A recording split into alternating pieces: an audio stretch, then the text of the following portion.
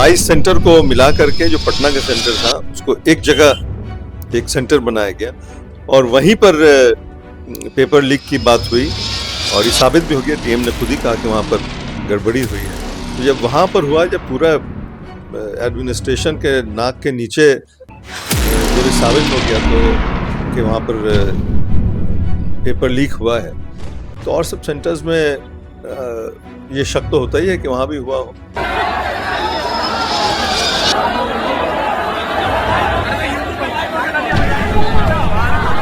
देखिए, हम तो घटना स्थल पर हम भी गए थे, हमारे नेता तेजस्वी जी भी गए थे और उनके साथ स्टूडेंट्स के साथ जो मुहिम चल रहा था स्टूडेंट्स का, उसमें हम लोगों ने हमदर्दी जताई और 22 सेंटर को मिला करके जो पटना का सेंटर था उसको एक जगह एक सेंटर बनाया गया और वहीं पर पेपर लीक की बात हुई और ये साबित भी हो गया। डीएम ने खुद ही कहा कि वहाँ पर गड़बड़ी हुई है। तो जब वहाँ पर हुआ, जब पूरा एडमिनिस्ट्रेशन के नाक के नीचे जब ये साबित हो गया तो कि वहाँ पर पेपर लीक हुआ है, तो और सब सेंटर्स में ये शक तो होता ही है कि वहाँ भी हुआ हो। तो उसको या तो री एग्ज़ाम हो, वो तो हो नहीं रहा। उस सेंटर पर एग्ज़ाम हुआ तो कम से कम एडमिनिस्ट्रेशन को, बीपीएससी के जो चेयरमैन थे उनको, स्टूडेंट्स के जो लीडर्स थे उनको 10-5 आदमी को बुला के बात तो करनी चाहिए थी। बात करने से बहुत आदमी का भड़ास निकलता है और बहुत सी चीज़ें ऐसे भी सुलझ जाती हैं, लेकिन वो हो नहीं पाया बदकिस्मती से और काफ़ी देर तक लोगों ने हमारे अनशन पर भी गए लोग और तरह तरह पॉलिटिकल पार्टीज़ को भी इसका मौका मिला कि उसको हम लोग उसका फ़ायदा उठाएं।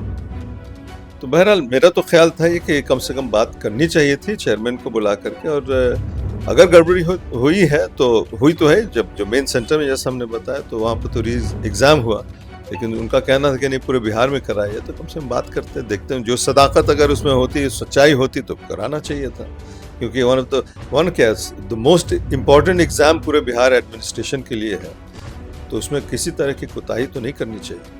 सर, बिहार में भी देखा जाता है कि बेरोजगारी की समस्या और सेम कॉम्पिटिशन बढ़ाने की समस्या, इसके लिए क्या कुछ स्टेप्स या क्या कुछ? देखिए, ये इतना सिंपल सोल्यूशन जो हम एक बार बोल दें कि कोई सोल्यूशन तो ऐसा है नहीं लेकिन आप बिहार में देखेंगे कि 17 महीना की जो सरकार रही थी जिसमें तेजस्वी जी डिप्टी सीएम थे, उसमें 5.5 लाख लोगों को एक दिन नौकरी दी गई, टीचर्स को, और ज़रा सा भी उसमें चूर चरा नहीं हुआ, ज़रा भी कोई शिकायत नहीं हुई कि कोई लेन देन हुआ कोई फेवरेटिज्म किया गया हो। तो इतना उनके डिपार्टमेंट में का था ये नौकरी, तो टीचर्स के और मेडिकल इसमें। तो हम तो समझते हैं कि सोल्यूशन ये है कि आरजेडी बिहार में आए और हम लोग का जो वादा है हम लोग पूरा करेंगे। उसके अलावा और भी वादा किए गए हैं, जो पेंशन है, ओल्ड एज पेंशन है, या औरतों को जो पेंशन दिया जाता है, गैस की कीमतें घटेगी और 2200 बिजली यूनिट फ्री दिया जाएगा, तमाम तरह की चीज़ें ये सब। क्योंकि तेजस्वी जी को इतना तो है कि बिहार में जब नौकरी उन्होंने दिया उसके बाद लोगों का विश्वास उनके ऊपर है कि ये जो बोलते हैं वो करते हैं। 17 महीना में वो बोले थे कि हम अगर मुख्यमंत्री बनेंगे तो 10 लाख लोगों को नौकरी देंगे। मुख्यमंत्री तो बने नहीं, डिप्टी मुख्यमंत्री बने, लेकिन अपने डिपार्टमेंट में 17 महीना में 5.5 लाख लोगों को नौकरी दिया और बिहार के जो स्कूल्स हैं उसकी हालत जो है उस वजह से बहुत सुधर गई। बंगाल कंसल्टेंट ने एक खास सुविधा शुरू की है जो आपको अपोलो हॉस्पिटल और Asian institute of nephrology and neurology तक आसानी से पहुंचने में मदद करेगी। यहाँ आपको मिलेंगे कई तरह की मेडिकल सर्विसेज जैसे डॉक्टर अपॉइंटमेंट्स, एयरपोर्ट और रेलवे स्टेशन से पिक एंड ड्रॉप फैसिलिटी और स्मूथ व्हीलिंग प्रोसेस। इनका कोऑर्डिनेशन टीम आपकी मदद के लिए हमेशा तैयार है, जो कि हिंदी, बंगाली एंड इंग्लिश में बात कर सकती हैं, ताकि आपको कोई दिक्कत ना हो।